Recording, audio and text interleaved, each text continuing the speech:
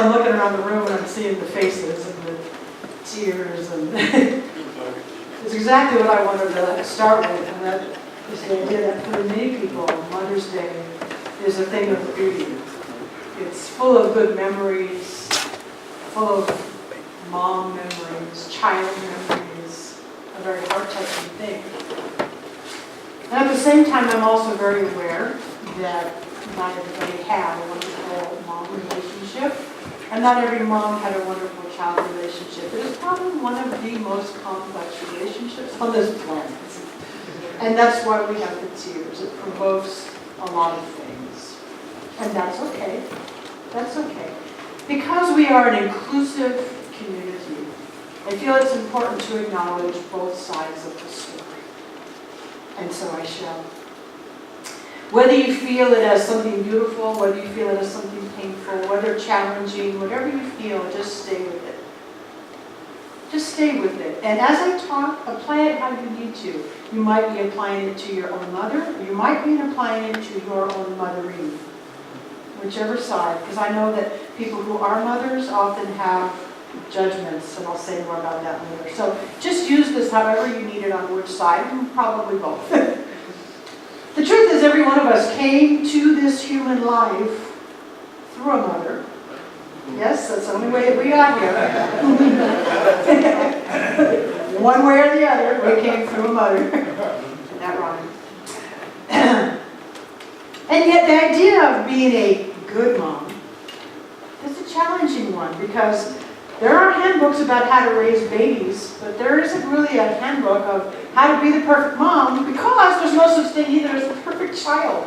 So no matter what instructions one might read, it all kind of gets thrown out the window anyway, because your kid doesn't fit that, or your mom doesn't fit that.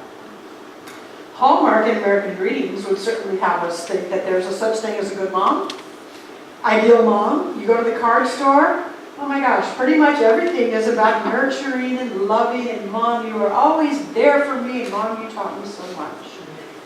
Wonderful, what beautiful sentiments. But I'm also painfully aware that it's just not true for everybody. That's why I chose this topic today. Moms are people too. It's like what I'm saying on one hand is, even though we're honoring mothers today, I'm also going to ask us to take moms off of the pedestal. Because being on a pedestal hurts when you fall. So if we can take moms off the pedestal a little bit today, and I'm not trying to disrespect moms, so I'm trusting that you'll understand what I'm saying here. We're honoring, but we're also going to take them off of the pedestal. Moms are people too. If you haven't noticed, being a human being can be sometimes kind of messy. Very messy. We stick our foot in our mouth, we say things we wish we hadn't said, we do things we wish we hadn't done. And when you think about things that your mom did, and the things that you think, wow, she could have done that different, and yet she's a people too. Or when you think about the things you as a mother did, I could have done that different, and yet you're a people too. So we're going to take them off of that pedestal a little bit, because there really is no such thing as a perfect mom, even though the cards would have us say that. There's no such thing as the perfect mom on this human level. And at the same time, doesn't it sound like, well, Sean, which is it? On the spiritual realm, we're saying we're all perfect. We're all whole, perfect, and complete.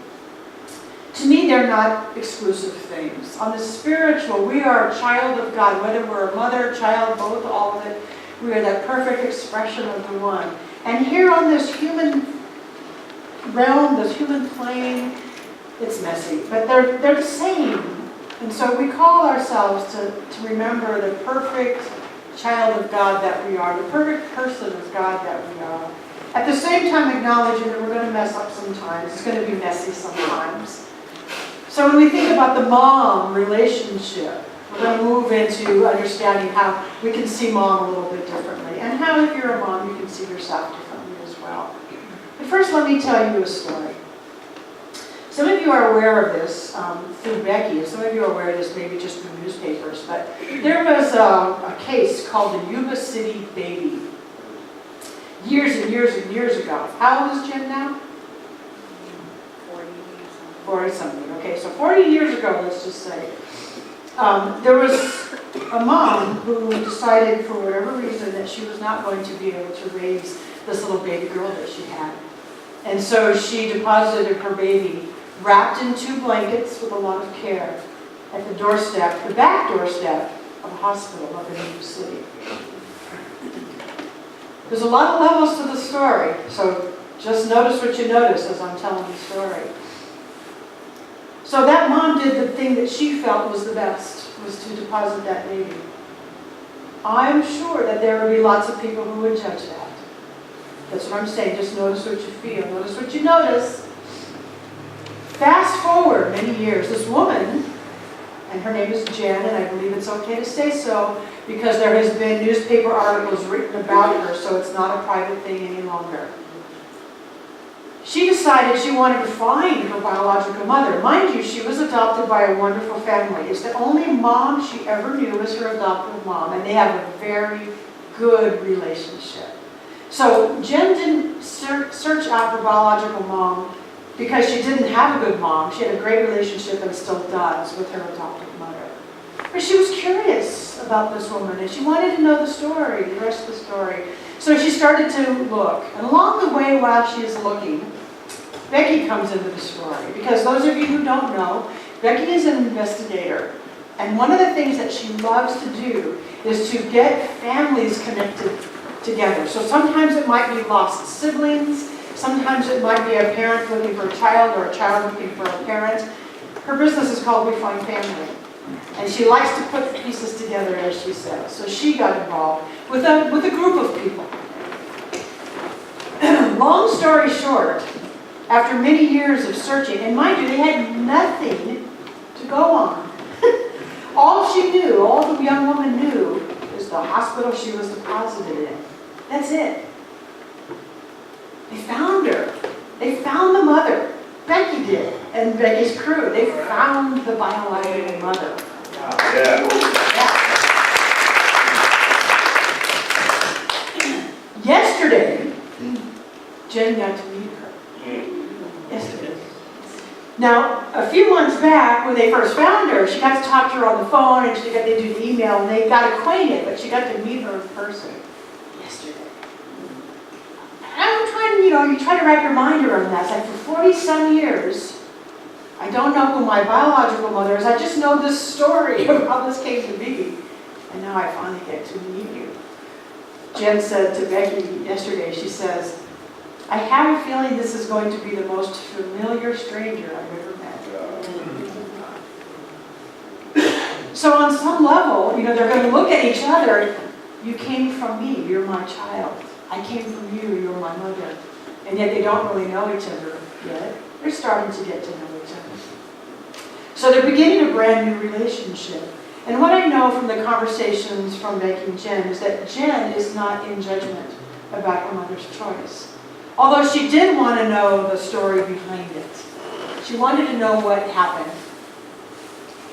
I'm not going to go into a whole lot of the story after that, because the mother, let's just suffice it to say, that's the decision she felt was going to be best for that little baby girl, to be raised with a mom and a dad who loved her and could provide for her, and they did. So she did what she felt was the best at the time.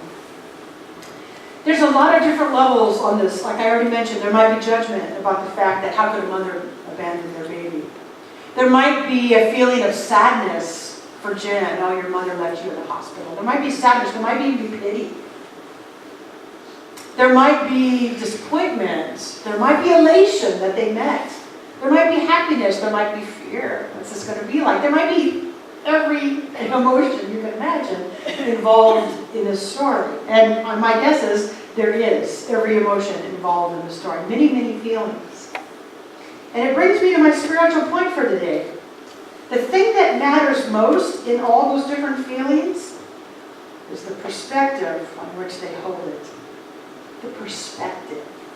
Everything as human beings, the story and every story you can imagine for yourself, it's how we see it, how we view it.